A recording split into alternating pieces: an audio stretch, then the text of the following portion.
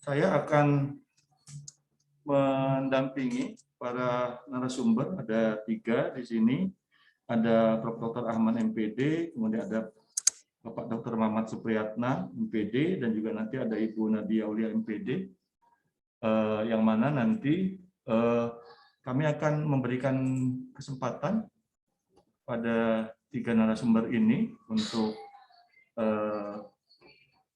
menyampaikan terlebih dahulu, mungkin menggugah para peserta nanti untuk memberikan respon-respon yang terkait dengan persoalan-persoalan yang ada di lapangan.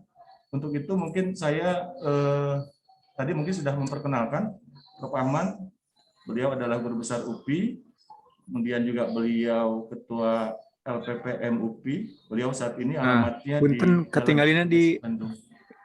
ini mohon diralat, sekarang sudah pensiun dari Ketua LPPM-nya. Oh, mohon Prof. Ini CV Prof Sudah banyak selesai. sekali nih, ada 22 slide Prof mungkin. Banyak sekali. Saya mungkin tidak bisa membaca satu-satu Prof ya, tapi dengan melihat luar biasa begitu banyak yang beliau lakukan. Retno mau pindah ke Lamdik. Oh, betul Prof ya. Insya Allah menyampaikan satu topik diskusi tentang peran BK dalam pendidikan inklusif ya di sekolah.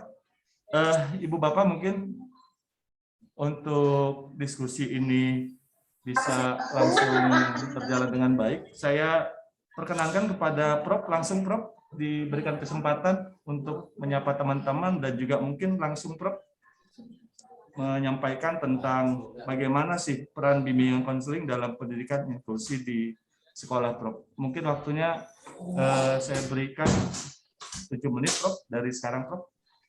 Baik, terima kasih. Assalamualaikum warahmatullahi wabarakatuh. Waalaikumsalam warahmatullahi wabarakatuh. Salam sehat untuk seluruhnya. Ini alhamdulillah saya hari ini bisa berkomunikasi ini dengan sebentar ya, ini akan mute dulu kanan kamar kiri sebelah ya Prof ini. ya. Baik Prof, baik Prof.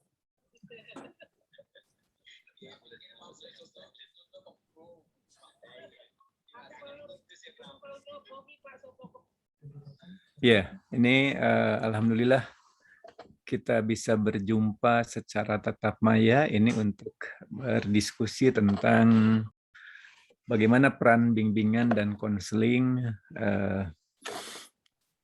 dalam mengimplementasikan pendidikan inklusif di masing-masing sekolah ini. Ya, alhamdulillah ini kita sudah bertemu dengan berbagai pelosok. Ini ada 60-an peserta guru BK yang merupakan tulang punggung nantinya di implementasi guru atau model pendidikan inklusif barangkali. Nah, izinkan barangkali nanti saya sekilas saja gitu ya. Nanti dilanjutkan oleh Pak Dr. Muhammad Supriyatna ya, dan hal-hal teknis yang berkaitan nanti dengan dengan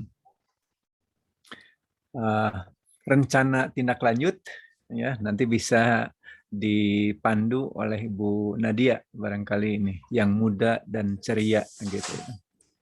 Izinkan share screen ini PPT yang sudah disiapkan oleh Bu Nadia.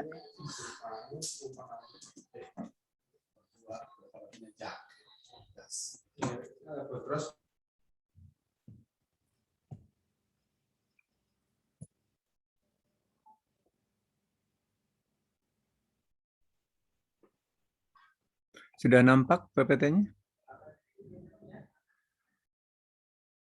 Belum Prof. Saya coba lagi ya.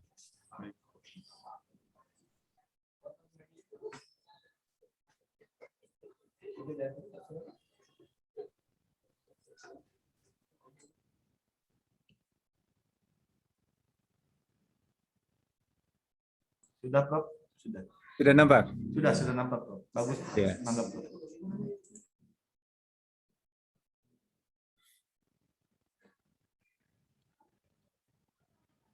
Baik, ini alhamdulillah 60 dipandu oleh 3 narasumber, 4 dengan Pak Luar biasa, I, Prof. yang juga sudah kami bekali ini ketika di S2, Pak Bud, jangan lupa Iya, ya, betul, Prof. tentang pendidikan inklusif ini ya, dalam layanan bimbingan konseling. Ya, insya Allah kita akan diskusi. Berapa lama waktunya? Saya hanya 10 menit ya. Nah, oleh karena itu mungkin tidak terlalu lama gitu ya, bahwa pendidikan inklusif itu sudah satu keniscayaan harus dilaksanakan oleh Ibu dan Bapak di lapangan itu ya. Dan ketika kami diskusi kemarin ya panitia ya dengan Pak Budi, Pak Agus ini ya, seolah-olah katanya dengan implementasi pendidikan inklusif ini ya guru BK menjadi kalau yang dari Jawa Barat ngerti gitu ya, ketempuhan buntut maung gitu ya, atau ketibanan sampur ya yang harus bertanggung jawab bagaimana mengimplementasikannya gitu ya.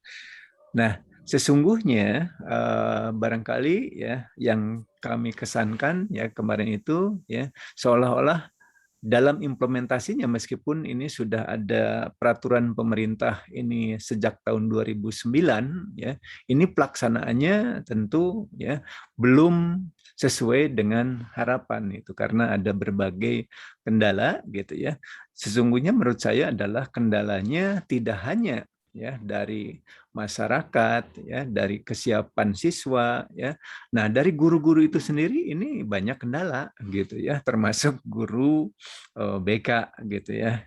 Salahnya siapa gitu ya? Salah kami sendiri juga yang menyiapkan pendidikan di lembaga pendidikan tenaga kependidikan. Mengapa? Karena memang pendidikan inklusif itu ya dulunya kami titipkan ya di mata kuliah bimbingan peserta didik itu ya hanya tempelan sub pokok bahasan gitu ya, dan itu pun ya merupakan untuk menjelaskan gitu ya bahwa selain anak yang normal juga ada populasi khusus. Ini kebetulan nanti Dr. Mamat banyak mengupas juga tentang jenis-jenis pendidikan khusus yang apa saja barangkali yang bisa relevan.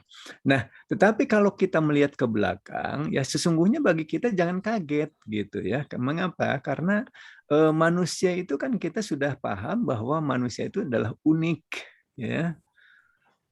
Tidak ada satupun yang memiliki kesamaan gitu ya. Jadi jangankan yang berkebutuhan khusus, dia sama saja ya, tidak yang sama. Bu Erlin berapa putranya gitu ya. Dididik dengan suami yang anak kita saja itu berbeda. Maka memang ya BK haknya adalah inklusif gitu ya untuk anak normal antara yang satu dengan yang lainnya ya. Kami itu ya untuk bercerita ya mengapa dia itu musisi tapi tertarik untuk pendidikan apa tuh Pak Bud, sekolah alam ya. Sekolah Dia alam. musik. Nah, kami tanya mengapa kok dengan bidang ternyata punya pengalaman ketika sekolah ya di SMP, di SMA ya. Kalau rapot itu pas stresnya main. Apa katanya? Kalau nilai matematik, fisika, kimia, bahasa Inggris pasti jeblok gitu. Ya. Apa? Karena bakat bukan di gitu, ya. Di sekolah itu ya, semua seolah-olah harus hal ya, tidak semua berbakat untuk gitu ya. Dik doang bakatnya musik, pelajaran musik yang banyak gitu ya. Nah, berbeda dengan ketika 2019 saya berkunjung ke Amerika Serikat gitu, kembangkan gitu ya. Kita kan ya seolah-olah SD harus sama, SMP harus sama, harus menguasai ya 12 mata pelajaran. Di SMA 22 mapel, ya bahkan di madrasah itu katanya sampai 44 mapel gitu ya. Dan semua harus pandai berenang. Padahal mungkin saja orang itu pandainya adalah pandai bernyanyi seperti Dik doang itu. Nah ini jadi bisa dibayangkan anak normal saja sesungguhnya memiliki ya bakat yang berbeda antara yang satu dengan yang lainnya. Nah ini khusus untuk pendidikan inklusif barangkali ya memang ini inklusi itu artinya ya bercampur aduk model pendidikan ya yang menyatukan antara anak normal dengan anak yang ABK gitu ya.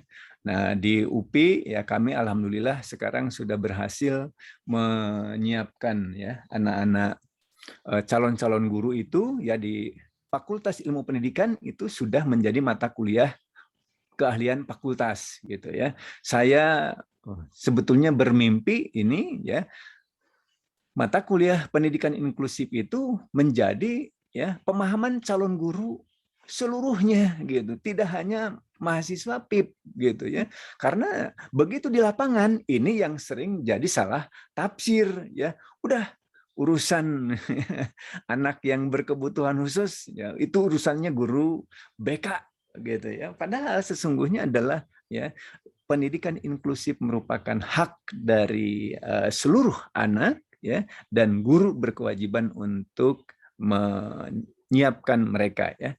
Dalam konteks Indonesia barangkali ini kita sudah dijamin dalam undang-undangnya gitu ya.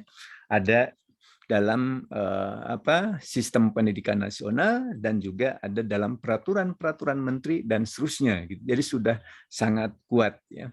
Nah, kebetulan tahun 2019 sebelum pandemi ini saya berkunjung ke markasnya UNESCO di Paris gitu ya.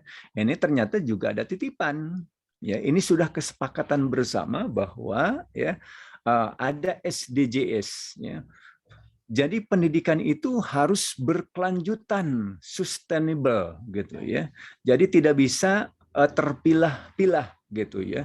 Jadi ada 17 program yang dikembangkan oleh UNESCO ya. Ini dari mulai ya, pokoknya tidak boleh ada anak miskin ya, dan khusus bagi kita adalah ini bagian nomor 4 barangkali ini tentang bagaimana agar ya semua peduli terhadap pendidikan. Tadi disebut-sebut ya Pak Hedi ya, Pak Bud namanya, Pak Hedi ya menyebutkan ternyata memang pendidikan itu investasi untuk jangka panjang ya. Pak Mamat, saya tidak bisa membayangkan kalau saya tidak melanjutkan ke UPI ini ya. Teman-teman saya sudah banyak yang pensiun sekarang ini gitu. Ya, tapi alhamdulillah ketika ke UPI ini ya, meskipun sudah kakek gitu ya masih bisa share pengetahuan. Bagaimana kualitas pendidikan itu juga harus merata ya, tidak hanya untuk anak yang normal tapi juga untuk anak-anak yang berkebutuhan khusus. Nah, di kita barangkali ini bisa dilihat di pembukaan undang-undang ya, kemudian undang-undang Sisdiknas itu sendiri ya, dan yang secara khusus ini di Permendikbud ya tahun 2009 ya. Tetapi ternyata ya meskipun sudah diperintahkan oleh undang-undang, diperintahkan melalui Permendikbud, Jawa Barat saja gitu ya baru siap mendeklarasikan itu ya di penghujung tahun 2013 ini ya. Nah, kemudian 2013 dicanangkan ya kebetulan saya sendiri waktu itu menghadiri deklarasinya gitu ya. di gimnasium, dipilih deklarasinya juga sengaja di UPI ya karena memang menginginkan agar simbol ya UPI itu ya menjadi pamor ya untuk implementasi pendidikan inklusif.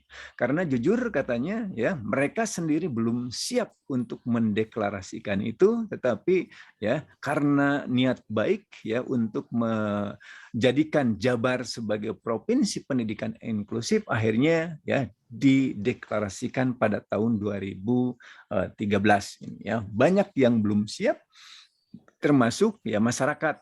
Saya misalkan mendapatkan laporan dari pengelola pendidikan di Yayasan Al-Biruni itu sampai di demo, orang-orang tua itu demo ya kepada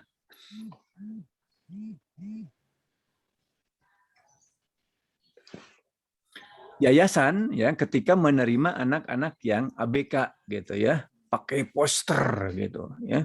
Kemudian juga saya pun ya pernah diskusi dengan Prof. Sunario yang sejak lama mendeklir ya sekolah beliau Al-Mabrur itu adalah sekolah yang inklusif, itu juga pernah didemo oleh orang tua gitu ya.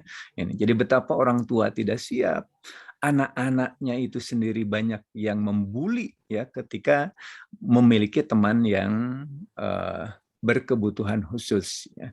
Nah, bisa dilihat itu ya, dari Jabar sampai kota Bandung itu juga deklarasinya berjarak gitu ya. 2015 baru dideklarasikan ya.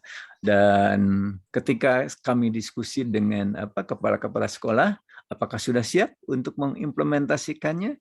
Pak, siap tidak siap sekarang mah terpaksa karena sudah deklarasikan oleh wali kota, maka harus sudah siap begitu. Jadi ini bagaimana mengimplementasikan ya. Kemudian saya pun pernah berkunjung ke Bogor, SMP rujukan yang dijadikan rujukan ya. Dia pun bingung gitu ya. Dijadikan rujukan sambil belum disiapkan gitu ya. Apa yang harus dilakukan untuk pendidikan inklusif ini ya. Kemudian juga saya membimbing mahasiswa S2. Mudah-mudahan ini ada nggak Bu Hendy dari Sukabumi, itu penelitiannya juga tentang pendidikan inklusif. Sukabumi juga belum siap ya. Mudah-mudahan nanti di Ciamis sudah siap itu ya, pengalaman bagaimana mengimplementasikan pendidikan inklusif ini. Barangkali untuk pengantar Pak Mamat ya, supaya ada pembagian materi ya, disilahkan dilanjutkan gitu ya. Terima kasih, saya kembalikan. Baik, terima kasih Prof. Aduh, sangat menarik sekali tadi apa yang disampaikan oleh Prof. Ahmad. Tadi sedikit tentang awal mula kenapa begitu ya inklusi ini mesti ada begitu ya. Kemudian pro kontranya juga mungkin sampai dengan saat ini tadi juga sudah disampaikan seperti apa begitu ya fakta di lapangan. Yang mungkin nanti juga teman-teman guru-guru BK juga mungkin punya pengalaman yang menarik mungkin Prof ya nanti untuk bisa kita diskusikan. Tapi sebelum itu semua, saya berikan kesempatan kepada Bapak Dr. Mamat Supriyatna untuk menyambung apa yang tadi sudah disampaikan oleh Prof. Ahmad. Mangga, Pak Dr. Pak Mamat. Baik, terima kasih Pak Budi, Pak Ketua Umum MGBK ya. Selamat ya, ini kegiatannya berjalan lancar dan sukses ya. Alhamdulillah. Terima kasih atas kerjasamanya dengan program studi BK. Mudah-mudahan kita berlanjut. Amin. Oke, Bapak dan Ibu, tadi dari Prof. Ahmad telah disampaikan latar belakang mengenai pendidikan inklusi. Sekarang mari kita masuk ke agak menengah ya. Bagaimana BK, bimbingan dan konseling dalam pendidikan inklusi atau pendidikan inklusi ya. Kalau saya khusus, maka BK, bimbingan dan konseling populasi khusus dalam pendidikan inklusi. Nah, kira-kira Pak Budi nanti saya akan sampaikan ini tim saya yang tercinta ini Bu Nadia ya. Bu Nadia responsif sekali, nanti bisa lebih lanjut. Nanti bukunya ada Pak Budi. Bukunya udah ada, buku sumber ada. contoh-contoh penanganan ada, ya, Alhamdulillah. Siap, berbagai Prof. kasus ada. Jadi kalau nanti lebih punya waktu yang leluasa gitu ya, kita bisa intensif. Khusus Dan ya. para guru nanti saya undang ke ruang kelas atau ke prodi, karena di kami BK populasi khusus itu sekarang sudah menjadi MKPP. MKPP itu mata kuliah perluasan dan pendalaman atau on top ya. Dan sudah 17 SKS, Pak. Ditempuh kurang lebih antara 3 sampai 4 semester. Jadi 17 SKS. Ya, nanti Bu Nadia akan lebih memperdalamnya. Oke, sekarang saya izinkan share screen. Udah kelihatan? Bagus, bagus, Prof. Sudah. Udah? Mangga Pak Mamat ya. Ya, baik. Jadi saya sampaikan bimbingan dan konseling populasi khusus namanya. Ya. Dulu istilahnya bimbingan dan konseling untuk berkebutuhan khusus, untuk konseling berkebutuhan khusus. Tapi diperluas sekarang, diperdalam, dipertajam. Karena kalau berkebutuhan khusus itu terbatas ya. Nah, jadi populasi khusus. Siapa populasi khusus itu? Siapa populasi khusus itu? Nanti kita lihat. Ini dilatar belakangi dengan begini. Tadi Prof. Ahmad sudah menyampaikan secara ringkas. UNESCO punya program IFA atau EFA, ya, Education for All. Nah, gitu ya. Pendidikan itu untuk semua. Jadi tidak dipilah-pilah. Pendidikan itu untuk semua. Nah, ya, baik pendidikan formal, informal maupun non formal. Nah, ini kesamaan prinsipnya dengan BK. Guidance and Counseling for All. Nah, itu sudah menjadi prinsip dasar sejak kita belajar dulu di S1 ya. Ya, di BK. Jadi bimbingan dan konseling juga untuk semua. Nah, hanya dalam tataran implementasinya kita dulu ada prioritas. Prioritasnya yang mana dulu? Nah, mungkin periode 70-an atau 60-an sampai 80-an itu prioritas pada yang wilayah normal gitu ya, kira-kira kalau kurva. Nah, baru di akhir tahun 90-an UNESCO juga semakin gencar dengan program Education for All atau pendidikan untuk semua. Dikembangkanlah apa saja, yaitu program pendidikan inklusi, kemudian program pendidikan kecakapan hidup atau life skill, nah gitu ya. Kemudian pendidikan gender, dan berikutnya adalah pendidikan kedamaian yang sekarang lebih ke depan ya. Ditambah lagi sekarang pendidikan karakter. Nah, gitu ya, pendidikan karakter, literasi itu sebetulnya fokus-fokus bidang yang digarap oleh UNESCO dalam skala dunia. Nah, ini diturunkan nanti ke negara-negara, lalu negara-negara bersepakat. Nah, ada negara itu bersepakat, negara Indonesia juga bersepakat yaitu untuk mengembangkan kecakapan hidup. Kemudian yang kedua, penuntasan wajib belajar pendidikan dasar 9 tahun. Yang targetnya adalah sampai 2015. Indonesia sudah lebih dulu.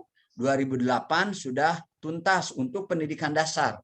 Ya, dilihat dari ketuntasan APK atau angka partisipasi kasar. Nah, sekarang berarti peningkatan mutu. Nah, naik lagi. Sekarang APK-nya untuk mana? Untuk pendidikan menengah, yaitu SMA, SMK. Nah, ya, MA, MAK. Jadi teman-teman yang UBK yang bergerak dalam satuan SMA, SMK ini sekarang akan kelimpahan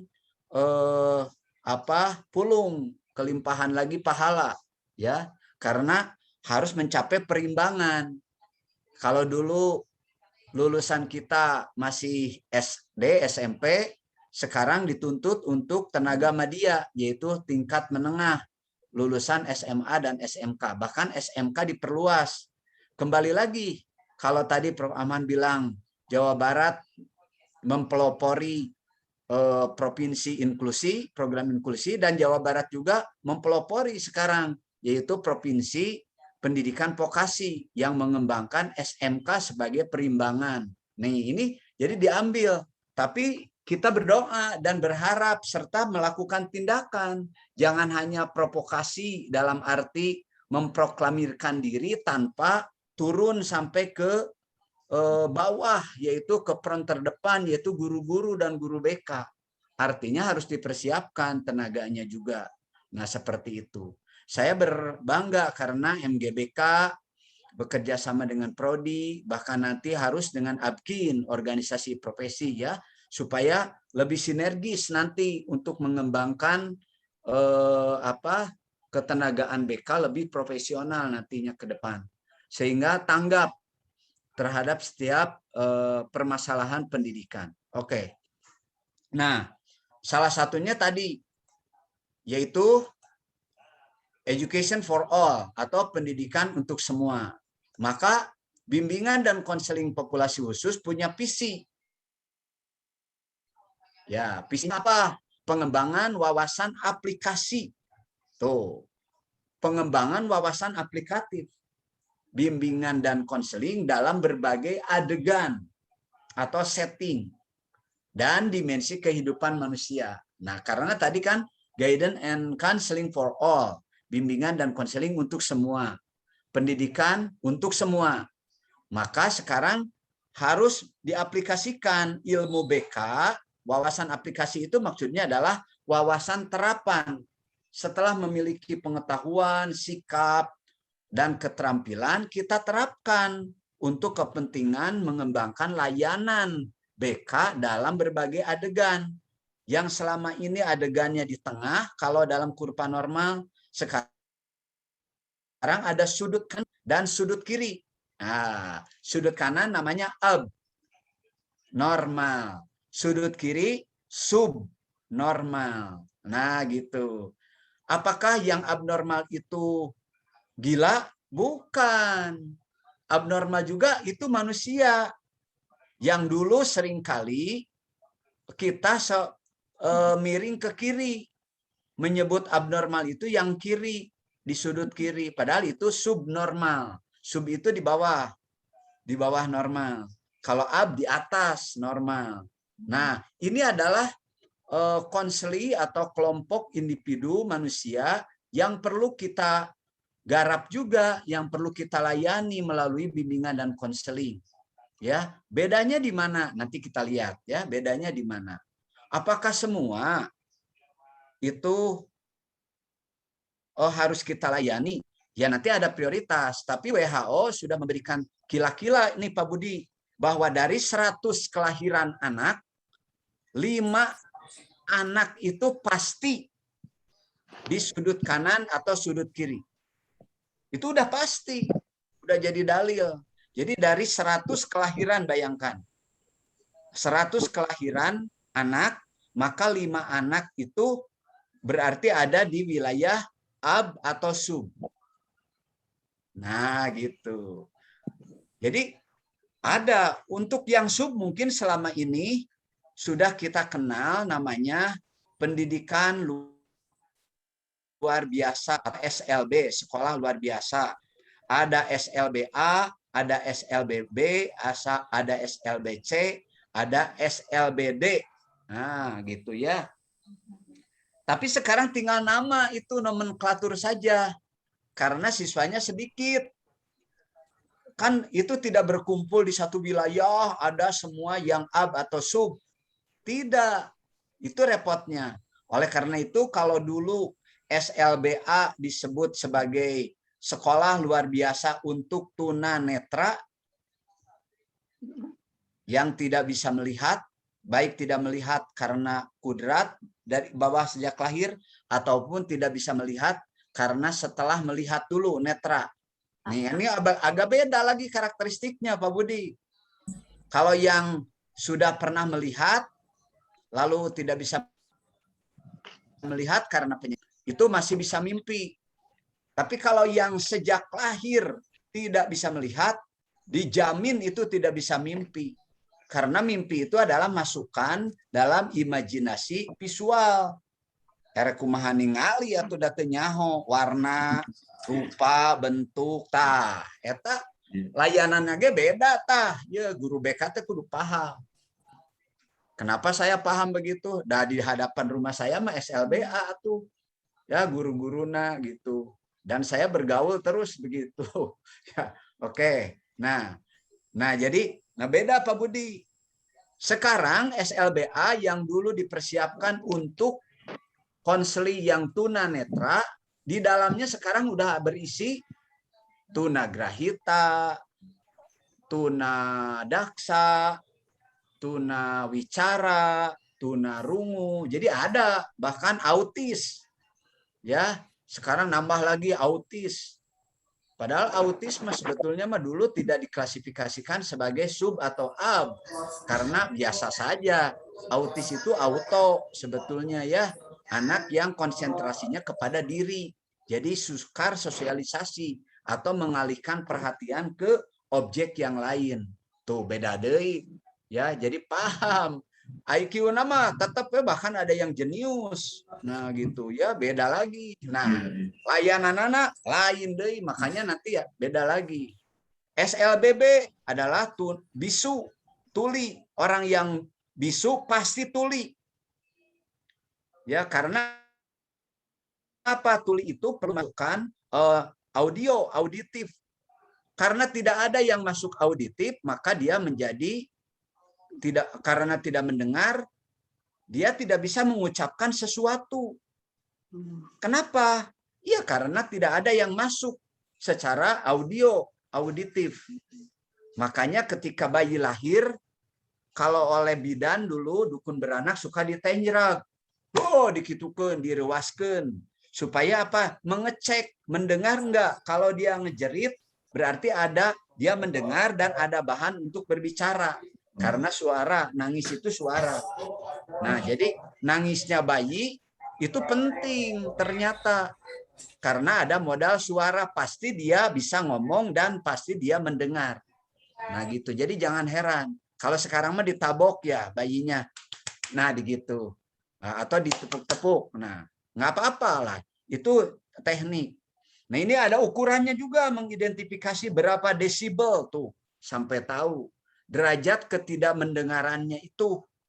Jadi jarak berapa. Nah, ini harus mengerti. Sekarang di SLBB pun ada yang netra, ada yang tunanetra, ada yang tunagrahita. Di SLBC ini tunagrahita ya, itu dulu mah disebut cacat mental, sebetulnya tidak cacat. Biasa wae ya. Nah, makanya beralih Pak Budi dan Ibu Bapak, kalau dulu istilahnya adalah disabilitas, sekarang itu namanya difabilitas. Kalau disabilitas adalah itu kan tidak, ability adalah mampu, berarti tidak mampu. Nah, beralih sekarang ke konsep difabel, dipability. Dipability itu menganggap itu bukan tidak, yaitu kurang, ya, atau kurang. Nah, ability kemampuan, jadi kemampuannya kurang berkemampuan. Jadi kemampuan ya khusus lah, memerlukan layanan khusus, kira-kira begitu. Gitu ya. Jadi beralih sekarang istilahnya difabel namanya. Oke. Nah, dan seterusnya ya, ini contoh saja. Jadi yang dimaksud dengan aplikasi bimbingan dan konseling dalam berbagai adegan itu adalah begitu maksudnya. Baik adegan yang biasa normal udah jelas. Nah, ada juga yang sub dan ab. Nah, di mana sekarang isi inklusi? Inklusi sekarang kalau diturunkan di sekolah menjadi program pendidikan inklusi. Ya, jadi program itu suatu rangkaian kegiatan yang ditujukan untuk melayani seluruh siswa, baik siswa yang normal di tengah-tengah maupun yang sub atau up, tapi yang layak didik. Nah ingat Bapak Ibu, halo ini ada suara nih Pak Budi. Ya mohon maaf. Nah jadi tidak semua siswa berkebutuhan khusus itu mesti masuk berinklusi dengan atau di dalam program pendidikan inklusi. Karena ada yang mungkin kurang layak dilayani. Hanya layak apa ya? Nah, jadi ada tahapan-tahapannya itu urusannya. Dan tidak akan mampu. Semua guru tidak akan mampu termasuk guru BK. Kita jangan ngarapnya. Tidak semua dilayani. Hanya yang layak didik. Nah, itu ya. Artinya secara mental atau IQ masih memungkinkan untuk ikut, dan kalaupun ada cacat fisiknya atau yang fisiknya kurang mampu, berarti guru BK mesti memiliki kemampuan khusus dalam melayani mereka. Yang tunanetra seperti apa, yang tunarungu seperti apa, untuk berkomunikasi. Oke, prinsip tadi, yaitu bimbingan dan konseling untuk semua. Ini sejalan dengan Education for All. Ya, ini jadi prinsip. Oleh karena itu, guru BK ketika masuk ke dalam program inklusi jangan bilang geus rupa-rupa deui, geus aya-aya deui, geus macem-macem lah. Saya teh geus capek nyeun administrasi. Ayeuna ya. Ini sudah taken kontrak. Guru BK itu harus melayani semua, termasuk guru mata pelajaran. Nah, jadi yang harus diberdayakan itu juga nanti ada MGMP, memberdayakan guru mata pelajaran untuk menunjang program pendidikan inklusi yang ada di sekolahnya. Ya gitu. Sebetulnya sekolah inklusi itu tidak ada. Yang ada adalah sekolah penyelenggara program pendidikan inklusi gitu.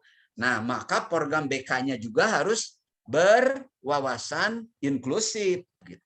Yang berikutnya, nah tadi benar kata Prof. Ahmad bahwa di samping kita ada, berarti ada dua layanan. Ada layanan umum untuk semua berlaku ya dengan menggunakan berbagai media. Ada juga layanan yang sifatnya khusus, yaitu yang mereka yang memiliki ciri-ciri khas yang unik, yaitu yang berkebutuhan khusus tadi.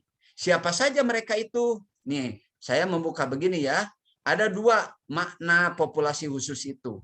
Secara kuantitatif, populasi khusus itu berarti konseli yang berada di luar wilayah umum yang di tengah itu, yaitu subnormal di kiri dan abnormal dalam kurva normal di sebelah kanan.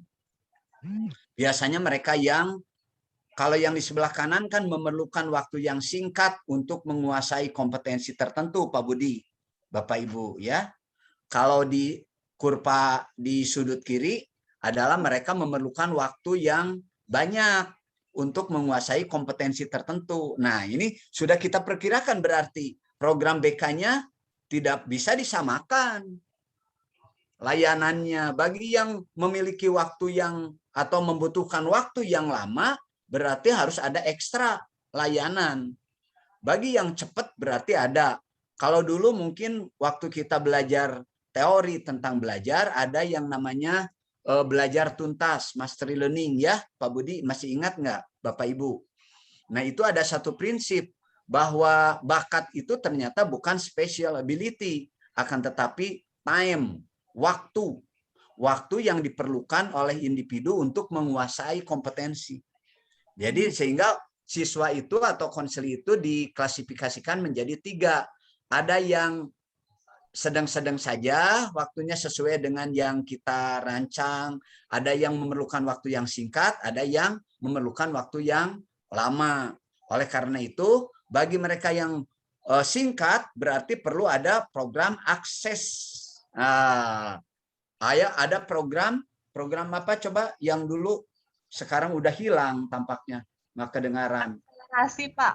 Nah, program percepatan. Jadi percepatan itu suatu hal yang lumrah kudu diayakeun walaupun sudah tidak ada proyeknya berupa uangnya. Sekolah yang baik menyelenggarakan. Jadi mungkin saja tidak program berikutnya akselerasi. Jadi bukan kelas Axel. Enggak, itu sebetulnya ya. Nah, ada program yang penguatan, pengukuhan, reinforcement bagi mereka yang sedang. Ada juga layanan yaitu pengulangan remedial, remedial teaching, remedial guidance, barangkali terus gitu ya, mengulangi. Nah, ini itu. Yang kedua, secara kualitatif, populasi khusus itu berarti kekhasan problema, Pak Budi, Bapak Ibu. Jadi kalau tadi lihat jumlah lah, jumlahnya sedikit dibandingkan dengan yang normal. Tetapi saya udah bilang kan, UNESCO bahwa setiap 100 kelahiran 5 orang anak masuk ke dalam ini. Sekarang sehari berapa ribu juta yang lahir, kalikan we. Nah, gitu pasti ada. Dan punten ya, itu kalau yang tunagrahita relatif atau yang Down syndrome terutama atau yang kembar sedunia, itu namanya kembar sedunia ya, Down syndrome itu, karena baik di Amerika, di Eropa, di Afrika, di Asia, di Australia, mukanya teh sami gitu we. Margi aya kromosom yang hilang, itu kena virus. Kromosomnya sama, kalau tak salah nomor 26 gitu ya. Yang nomor 26 nanti hilang, maka mukanya di seluruh dunia sama. Eta teh disebut kembar sadunya ya, atau sekarang disebut Down syndrome. Nah, itu relatif usianya itu singkat, punten ya, punten. Da Allah mah tuh maha kawasa, bukan berarti tidak boleh hidup lama gitu. Ya, kemudian secara kualitatif populasi khusus berarti kekhasan problema nih. Nanti kalau ada kekhasan problema pada konseli yang khusus juga diperlukan pendekatan, intervensi, dan atau layanan yang khusus juga. Jadi di dalam program bimbingan dan konseling tidak semata-mata hanya satuan layanan yang sifatnya umum, tapi ada layanan yang khusus bagi mereka yang memiliki problema yang khusus. Yang berikut, hampir terakhir ya. Nah, yaitu klasifikasi populasi khusus. Selama ini kita hanya mengenal yang berkelainan atau ketunaan. Nah, gitu ya. Tuna itu kan tuna netra, tuna daksa, tuna grahita, tuna rungu, tuna wicara. Jangan masuk tuna susila ya. Itu repot kayak ngurusan anak nih. Ada tuna apa lagi? Ikan tuna. Namun ikan tuna mah tenanawan lah. Berarti ikan tuna itu ikan yang paling sengsara sedunia ya. Sabab teboga naon, tapi awakna lintuh, aneh. Kemudian ini jadi ketunaan. Ya, ketunaan udah beda.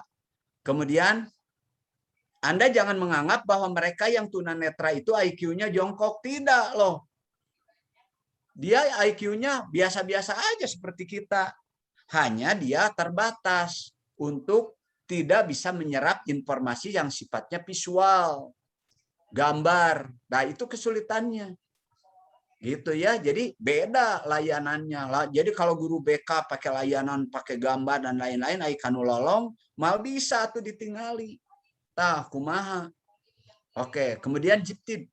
Nah, ini yang cemerlang, cerdas, suka disalenorkan dengan talented. Nah, itu ya. Jadi yang berbakat itu yang mana? Gifted atau talented? Nah, sekarang ya, ini ada ciri-ciri khusus, beda. Nah, kemudian ini berarti yang gifted dan talented itu masuk ke dalam wilayah kanan ya. Kanan. Dan ada yang cerdas, istimewa, cemerlang, namanya idiot juga, idiot savant. Idiot savant itu dia maha pandai dalam satu bidang, tapi maha bodoh dalam bidang-bidang yang lain. Jadi kalau dia bahasa, wah, hebatlah dia. Tapi begitu disuruh ngagambar, ngitung, apa, udah dia mah tidak tahu, angkat tangan, angkat kaki. Nah, itu namanya idiot savant. Nah, itu juga ada problem khusus. Kemudian usia perkembangan. Ingat, semua akan melewati tahapan perkembangan ya, anak prasekolah atau bayi prasekolah, kemudian kanak-kanak usia sekolah itu 6 sampai 12 ya, kira-kira begitu. remaja awal, usia remaja, dewasa muda, tengah baya, tua, kemudian usia lanjut. Nah, di setiap tahapan itu ada problem khusus sebetulnya yang tidak ditemui pada tahapan sebelumnya. Nah, itu berarti memerlukan layanan khusus, ya, layanan khusus. Jadi jangan dikira anak-anak yang normal yang sekarang kita hadapi, mereka tidak punya problem khusus. Ada sih yang tidak dialami oleh anak yang lain di seusianya. Nah, ini juga termasuk ke dalam problem klasifikasi populasi khusus. Kemudian kurang beruntung karena kemiskinan. Siapa yang mau miskin? Tuh tadi maka Prof. Ahmad bilang UNESCO kan yaitu mengentaskan kemiskinan. Maksudnya kemiskinan mana? Kalau masalah ekonomi bukan berarti guru BK harus menyediakan uang untuk belanja dan makan. Sehingga layanan dasar itu di ruangnya ada tempat tidur, ruang makan dan makanan serta minuman. Bukan itu maksudnya. Ya. Nah, itu kan yang miskin itu taruhlah orang tuanya sehingga menjadi terbatas, mengakibatkan terbatas akses anaknya untuk mengikuti pendidikan. Tapi dia punya potensi, berarti kita juga ada problem. Mungkin problem utamanya malu, sulit bergaul, nggak mau untuk mamanya apalah dan seterusnya. Saya ini begini ya, saya survei di Cimahi saja, di kota mandiri, di SD nih, SD yang akreditasinya A, sudah SD mandiri. Siswanya itu kan rombongan belajarnya sekelas itu 30 orang. Dari 30 itu ternyata 5 anak tidak punya HP orang tuanya. Ya di kota yang bagus sekolahnya. Sekarang kalau 5 anak tidak punya HP, berarti layanannya gimana? Ini layanan pembelajaran aja mata pelajaran. Lalu saya tanyakan ke guru-gurunya dan kepala sekolahnya, apa yang dilakukan untuk mereka? Apakah mereka diundang ke sini atau guru-guru datang ke sana? Ya kami pakai metode inkig, Pak. Inkig itu ini dari gurunya datang ke rumahnya yang 5 itu. Pakai biaya. Kenapa? Kalau diundang mereka ke sini jangankan kan pakai ongkos, Pak. Pakai ojek, tegaduh. Nah, jadi kami datangi mereka dan kami berikan apa? Berikan manual. Jadi kalau ada program BK, layanan BK yang medianya adalah InFocus, medianya adalah televisi. Saya bilang, itu mah. Karena apa? Bagi siswa yang tidak punya HP, tidak punya, bahkan mungkin saja di rumahnya tidak ada laptop dan lain-lain, mau gimana? Bukan tidak boleh ya. BK online bukan tidak boleh. Nah, kondisi seperti ini harus ada manual juga. Nah, manualnya ini contoh. Karena mereka miskin. Ya, orang tuanya miskin, tidak punya. Tapi pendidikan perlu memberikan layanan. Maka harus ada layanan khusus. Oke. Manusia dalam kondisi geografis terisolasi, terasing, atau karena bencana alam. Ya, Indonesia teh ngabayangkeunana tong di Bandung saja, jangan hanya di Jakarta. Di Jakarta juga ada yang terasing, terluar, yaitu di Kepulauan Seribu umpamanya. Itu perlu akses loh. Nah, jangankan sekarang ikut daring durang-duraring. Mereka untuk jaringan saja mungkin tidak terjangkau. Ini mahasiswa saja. Saya contohkan. Salah seorang atau beberapa mahasiswa kami dari Sulawesi Tenggara. Kalau kuliah itu, Pak Budi, di masa daring begini, dia pergi ke pantai, ikut ke kafe, karena di kafe lah katanya yang jaringannya lumayan. Tapi berbaur dengan suara gemuruh ombak, deburan pantai, jelegur-jelegur. Jelas. Maka dia terbang ke Bandung untuk menyelesaikan proposalnya. Sekitar 7,5 juta itu ongkosnya PP. Waduh, kan repot ya. Jadi betapa mereka yang terasing, terisolasi, apalagi ya terjauh, terluar itu, bukan mereka tidak pandai. Nah, ini juga atau kena bencana alam, itu juga adalah termasuk populasi khusus. Nah, kelompok minoritas, kemudian manusia yang berhadapan dengan kasus hukum, banyak ya, umpamanya saudara-saudara kita yang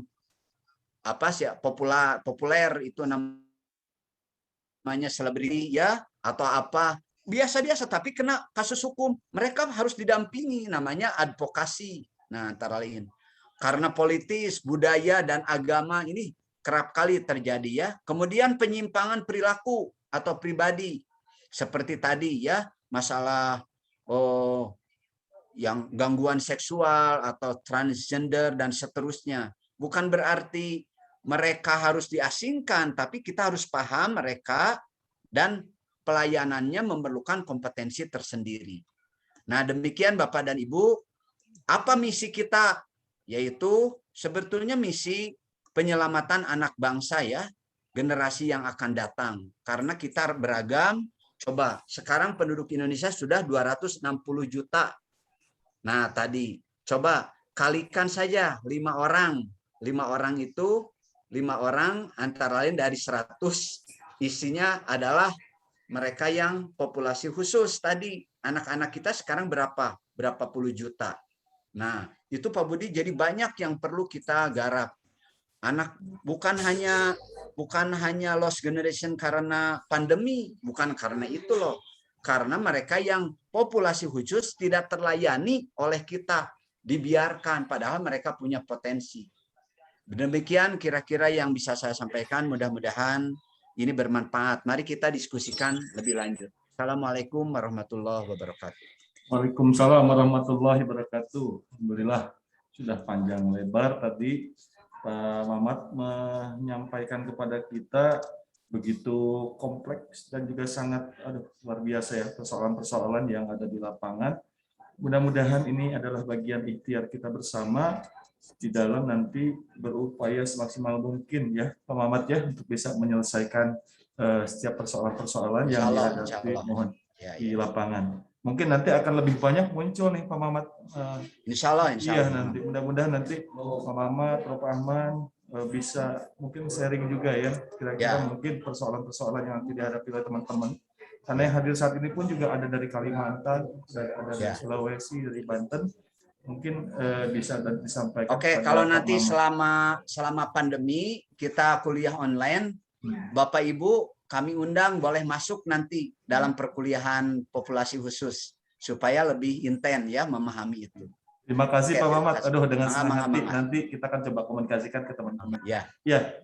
Selanjutnya mungkin ada pembicara yang terakhir ini Bu Nadia. Mungkin Bu Nadia sudah menyimak paparan dari Prof. Ahmad dan juga Pak Mamat. Ya mungkin nanti tinggal disambung saja kira-kira pointer-pointer mana yang mungkin bisa disampaikan kepada teman-teman kita nih guru BK dari berbagai jenjang yang ada di berbagai wilayah yang hadir saat ini. Mangga Bu Nadia, kami persilahkan. Bu Nadia, ketinggalannya udah masuk lagi. Tadi itu terlempar. Oh begitu. Bu Nadia, bentar.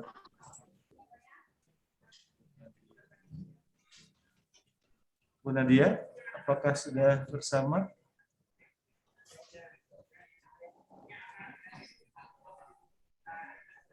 Oke, kalau gitu saya tambahkan saja dulu. Baik. Sambil menunggu. Silakan Prof. Ahmad.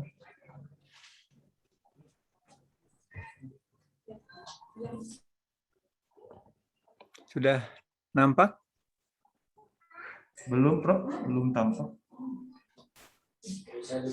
Oh iya, sudah Prof. Mungkin sedang.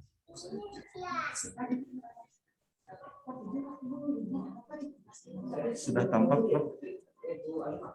Sudah. Sudah Prof. Pak Bud sudah nampak? Sudah nampak Prof. Bagus sekali. Mangga Prof.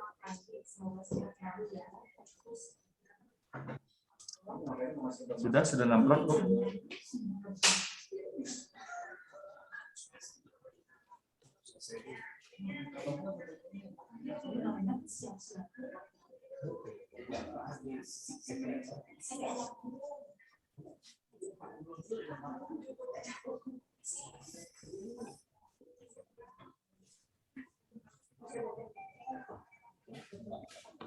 Sudah nampak belum?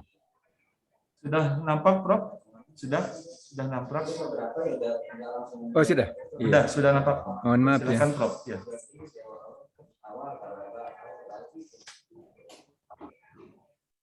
Ya, saya lewat saja. Ini langsung kepada bagian yang sebetulnya apa yang harus kita lakukan ini bagi teman-teman di lapangan gitu, karena Bapak dan Ibu kan praktisi ya di bidang bimbingan konseling yang mungkin diberi tanggung jawab untuk menerapkan layanan ya BK yang inklusif di dalamnya itu ya. Jadi dengan demikian maka tentu ya langkah-langkah yang harus diantisipasi ya, kita melakukan strategi ya kalau guru-guru ini karena juga menyangkut guru-guru yang ada di lapangan ya. Jadi ini memilih strategi metode pembelajaran dengan tepat, ya, merumuskannya. Ya, nah kita tentu adalah memberikan layanan bimbingan dan konseling, ya, kemudian memfasilitasi dan memotivasi belajar peserta didik, gitu ya. Mengapa? Karena ternyata ya banyak yang ketika pelaksanaan implementasi di lapangan itu ya penelitian yang dilakukan di beberapa sekolah itu ya justru terjadi juga bullying karena anak-anak yang normal itu ya juga belum siap menerima kehadiran ya anak-anak yang berkebutuhan khusus gitu ya. Guru-guru BK-nya juga banyak yang ya guru mapel, guru BK banyak yang menolak ya. Mereka berkilah ngurusi yang normal saja sudah susah ya, apalagi kalau ya menerima anak-anak yang berkebutuhan khusus ya. Jadi ini memang kesiapan ini sangat sangat rawan terjadi di sekolah ya. Jadi ketika saya menghadiri launching untuk pendidikan inklusif di Kota Bandung umpamanya ya, ada sebuah gambaran film tadinya mau ditayangkan tapi ternyata waktunya yang sangat singkat gitu ya.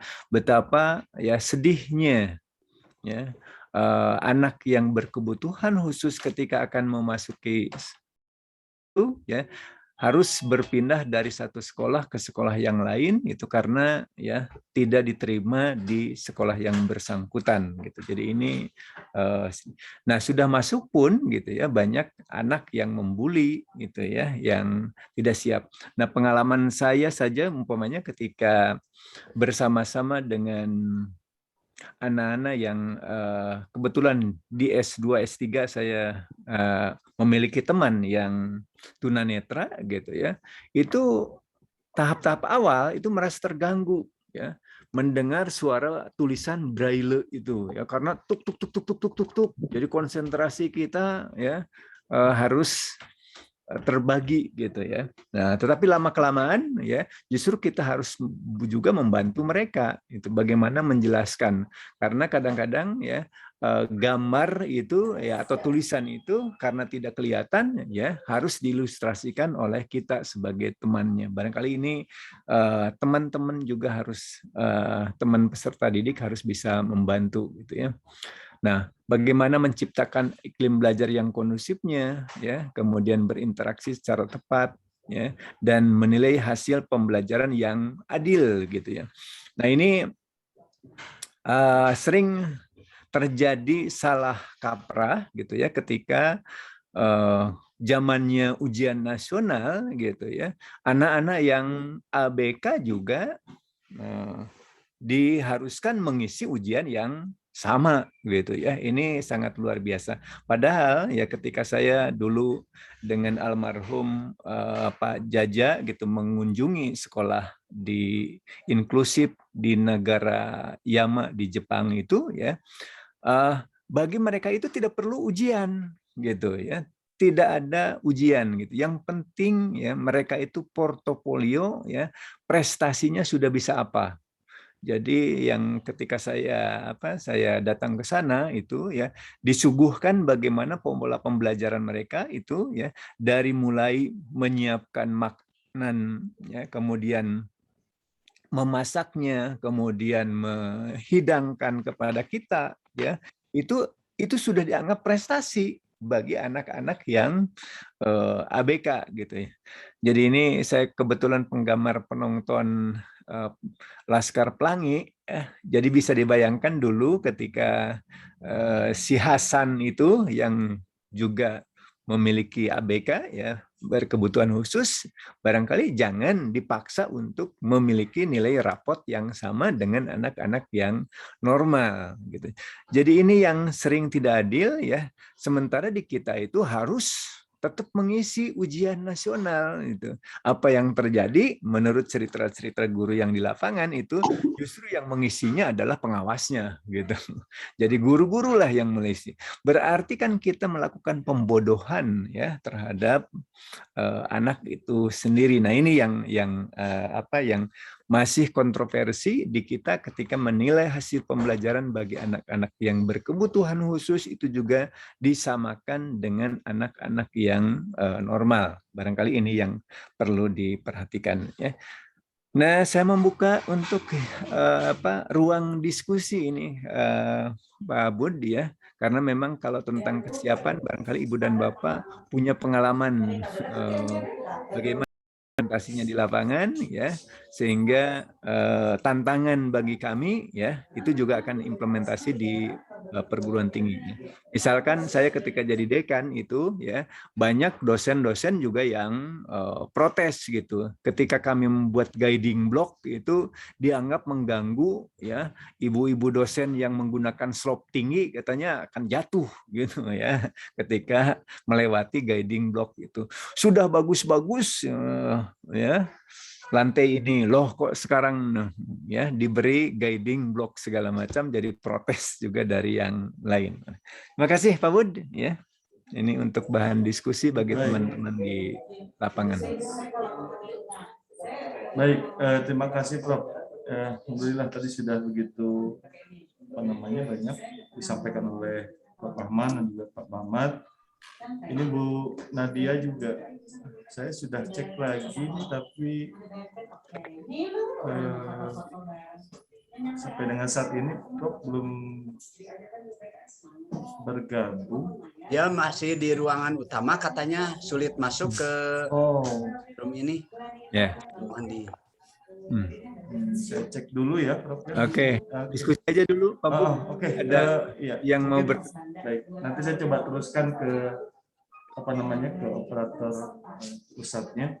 Tapi untuk efektif waktu mungkin sambil jalan aja, Prof ya. Jadi tadi sudah dipaparkan begitu banyak. Sebenarnya apa sih yang menjadi latar belakang terkait dengan harus dan wajib ada ya peran BK dalam pendidikan inklusi ini di sekolah, dengan berbagai tadi regulasi yang disampaikan dan seterusnya. Kemudian juga terkait juga informasi bahwa dalam sistem PPDB juga kita melihat bahwa presentasi untuk anak-anak yang ABK ini juga kan ternyata memang menjadi semacam satu keharusan dari pemerintah daerah dan juga sekolah ya, walau bagaimanapun juga harus ada begitu ya. Namun kita juga akan nanti banyak melihat begitu banyak persoalan-persoalan yang dihadapi oleh mereka nantinya di dalam ini anak yang memiliki kebutuhan khusus ya. Kalau seandainya juga biasa ya, tapi pada anak-anak yang inklusif maka bisa banyak pengalaman yang dihadapi ya oleh teman-teman. Ingin memberikan kesempatan. Oh, ini ada yang sudah raise kan? Ibu Siti Solihah. Oh, ini sepertinya saya kenal ini. Bu Siti, apa kabar? Ya, Assalamualaikum Pak Budi. Salam. Ya. Apa kabar Bu Siti? Ya, alhamdulillah baik. Terima kasih untuk kesempatannya. Teman seangkatan. Ya, teman satu angkatan. Bu Siti dinasti mana Bu Siti? Iya, mangga. Hatur nuhun. Iya, Bu Siti. Assalamualaikum warahmatullahi wabarakatuh. Ada pengalaman nggak Bu Siti yang ingin silakan. Perkenalkan, nama saya Siti Solihah dari SMP Negeri 26 Bandung. Kebetulan sekali saya masuk di room 5, bahasanya tentang pendidikan inklusi yang memang sangat-sangat kita butuhkan gitu. Alhamdulillah di SMP Negeri 26 setiap tahun kami selalu welcome menerima siswa-siswi yang berkebutuhan khusus. Hanya mungkin tahun ini saja yang tidak ada ABK secara khusus. Tapi dari tahun ke tahun sebetulnya ini pengalaman sharing sekaligus ingin bertanya pada Prof. Ahman dan Prof. Mamat Supriyatna, karena terus terang, maaf, secara di lapangan, ketika kami menerima siswa-siswi ABK, itu ada beban tersendiri untuk kami, seolah-olah dituntut bahwa guru BK itu harus sempurna dan bisa mengatasi semua permasalahan anak-anak, jangankan anak ABK secara spesifik. Anak-anak normal pun betul tadi kata Prof. Ahman, lahir dari satu ibu yang sama dengan karakter yang beda-beda itu juga kita penangannya beda-beda juga gitu. Nah, kebetulan siswa-siswa SMP Negeri 26 yang masuk di siswa ABK ini kebanyakan tunarungu. Tuh. Tapi saya salut ketika PJJ sekarang di tengah pandemi Covid, justru malah anak-anak ABK ini menunjukkan intensitasnya itu antusiasmenya tinggi dibanding anak-anak normal, kalau menurut saya pribadi. Jadi secara tugas, kadang-kadang anak tunarungu itu mereka enjoy dengan tugas online. Bahkan 90% mereka bisa mengikuti penugasan dari guru-guru MAPA. Sementara anak-anak normal, entah itu karena motivasinya rendah, jenuh, masalah keluarga.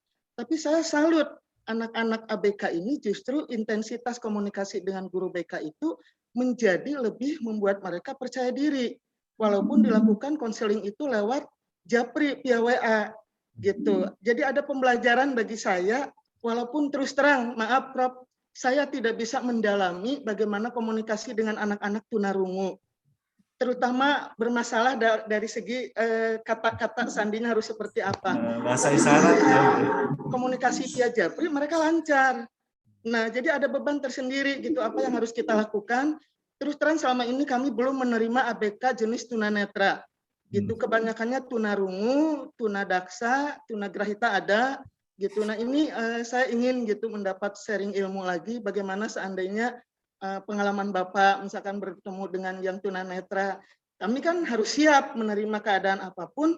Terus terang saya bangga kepada sekolah kami, kepala sekolahnya menerima kondisi apapun siswa ABK kalau seandainya mereka daftar ke SMP 26. Tidak pernah ada satupun siswa ABK yang kami tolak. Gitu. Dan alhamdulillahnya siswa-siswa ABK yang diterima di sini latar belakang pendidikan orang tuanya mumpuni. Jadi seorang pendidik juga. Jadi sebetulnya kami banyak terbantu dari pembimbingan orang tuanya gitu di rumah. Kalau misalkan kami tidak didampingi oleh orang tuanya, bisa terbayangkan kami kesulitan kalau seandainya orang tua full menyerahkan anak ABK pada sekolah normal. Karena jangankan orang tuanya, kita sering konflik dengan guru-guru mata pelajaran, dengan wali kelas, kurikulum yang masih menggunakan kurikulum normal, secara khususnya belum di ini. Jadi sebatas kalau di KKM kan, ya udahlah ikut di KKM kan saja ke yang normal gitu. Karena memang berkaitan dengan banyak orang gitu, birokrasi juga, ya mau nggak mau otomatis belajar menerima anak ABK itu seadanya. Tapi saya merasa belum optimal gitu Pak untuk bisa mendampingi anak-anak ABK. Saya minta saran dari Prof. Ahman dan Prof. Mamat Supriyatna bagaimana lagi nanti kelanjutan jikalau nanti kami kebanjiran siswa-siswi ABK yang lainnya gitu. Terima kasih Prof. Oke. Pak Bud langsung aja ya. Baik Prof. Aduh ini tadi kebanjiran Prof bahasanya Prof. Kan maksudnya untuk mengantisipasi, karena memang tidak semua sekolah mau menerima siswa ABK. Guru BK Jadi mau nggak belajar mau, bahasa isyarat. kita juga kan harus nambah itu yang jadi beban buat kami. Baik, silakan Prof. Monggo Prof. Nanti baik. Pertama tentu saya mohon maaf Bu Siti ya karena memang selama di UPI dulu kan tidak pernah mengajarkan bahasa isyarat kan? Ya betul. Iya benar. Jadi ilmunya didapat hanya secara lapangan. Ya untung lah. Nah, tetapi dalam aturan itu sesungguhnya ya kita boleh ya memanfaatkan sumber daya di tempat lain gitu ya. Jadi kan di Bu Siti di SMP berapa? SMP 26 26 teh di Sarijadi, Jalan Naon? di Sarijadi, Pak. Sarijadi itu kan Iya. sebetulnya bisa memanfaatkan katakanlah sumber daya yang di UPI gitu ya, sumber daya yang di Ciceno gitu ya, untuk membantu bagaimana juga agar sekali-sekali ya mereka dijadikan narasumber gitu ya, karena mungkin saja katakanlah kita juga perlu belajar banyak dari mereka tentang bahasa isyarat itu, karena jujur ya guru BK juga manusia kan tidak bisa harus menguasai segala hal gitu ya. Jadi ini yang nah kemudian kepala sekolah ini sudah katakanlah sudah bagus ini mau menerima gitu ya. Nah, dengan konsekuensi tentu ini dulu ketika saya tanya kepala sekolah siap ya, mau Pak asal jangan dituntut harus ya daya serapnya seluruhnya 99,9% gitu. Jadi kalau kriteria sekolah yang bagus itu kalau bisa ya daya serapnya seperti itu, sementara di sisi lain kita juga dituntut untuk menerima anak-anak ABK, katanya ini menjadi tidak adil gitu. Jadi ini barangkali ini mudah-mudahan saja ya sekolah percontohan ini bisa mengakomodasi gitu ya. Jadi sebetulnya boleh ketika ada kesulitan kita memanfaatkan anak-anak yang tunarungu gitu seperti itu. Nah, tentu ya kalau kita kan senantiasa menyebutkan Allah itu kan lebih tahu tentang potensi mereka gitu ya. Jadi ketika testimoni misalkan Dewi Yul ya ketika mendapatkan anaknya ya yang memperoleh anak yang tunarungu kalau tidak salah satunya gitu ya, kan justru tidak siap begitu. Jadi orang tua saja.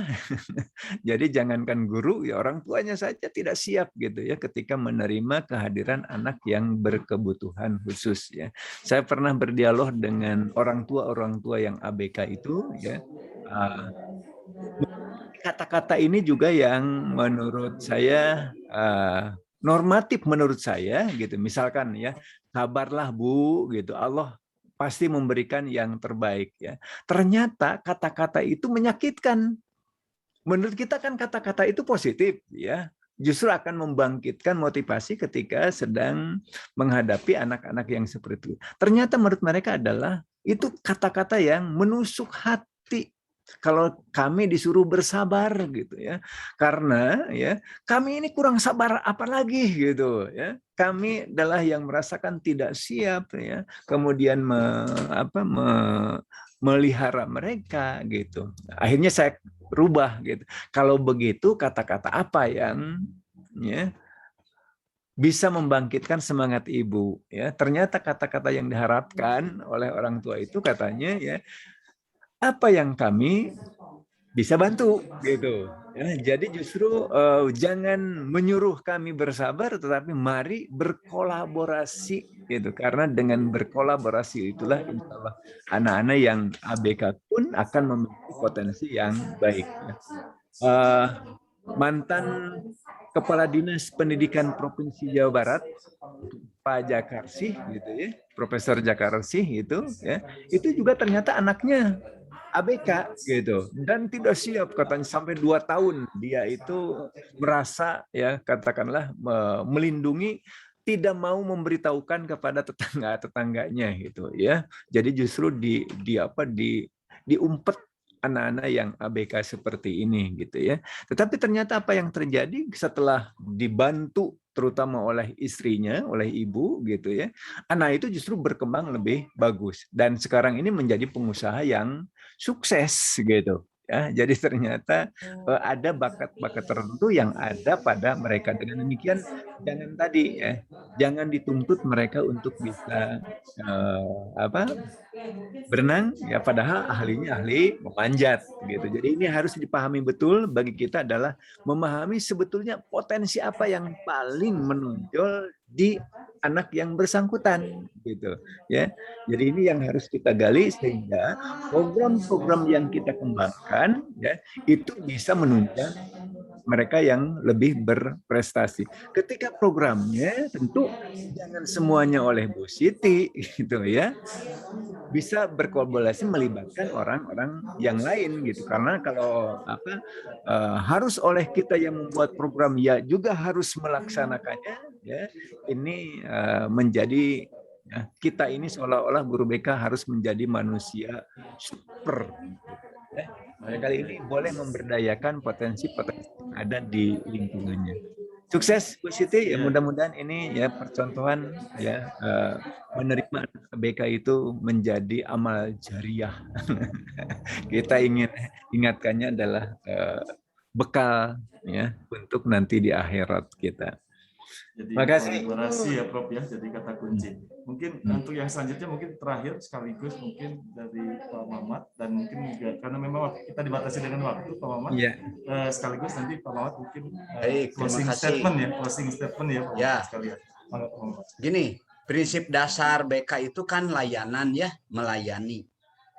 Dalam melayani Bu Siti ada skala prioritas. Nah, tapi untuk melayani yang berskala prioritas itu kita harus mengukur diri kemampuan apa yang diperlukan untuk melayani orang gitu ya. Nah, dalam meningkatkan kemampuan tadi umpamanya Bu Siti dan teman-teman yang lain, mohon maaf, kalau kita perlu menguasai keterampilan berkomunikasi umpamanya dengan siswa yang berkebutuhan khusus. Tunarungu dengan tunanetra beda. Nah, kalau tunarungu berarti kan dia tadi saya bilang tidak bisa menerima yang sifatnya auditif, suara, bunyi, desah, nggak ngerti. Maka ada bahasa isyarat, ada bahasa visual, ya visual itu yang kelihatan. Jadi tadi masuk akal. Kalau yang sifatnya visual melalui Zoom, umpamanya dia lebih cepat. Berarti harus ada variasi, Bu. Yaitu visualnya jangan monoton. Warna, gambar, gerak, bentuk itu harus bervariasi juga supaya dia menantang dia untuk terus berkonsentrasi. Kalau gambar, visualnya, tulisannya monoton, orang yang tunarungu juga terganggu. Dia tidak akan bisa konsentrasi. Nah, kemudian ada yang kedua, kita perlu, kalau saya karena di depan rumah saya adalah SLB ya, kemudian di kompleks saya adalah guru-guru dan kepala sekolah SLB, jadi saya kerap kali bergaul dan belajar dari mereka. Bahkan di masjid saya itu muadzinnya adalah tunanetra. Nah, tunanetra sekarang udah lulus S1-nya 2 gelar, SPDI dan SPD. Ya, sekarang diangkat menjadi penerjemah huruf Braille di percetakan Indonesia. Jadi dia sekarang udah begitu. Jadi kita pahami dari mereka ya, umpamanya yang ada kamus tersendiri Bu, kamus bahasa isyarat yang universal. Udah ada di Indonesia.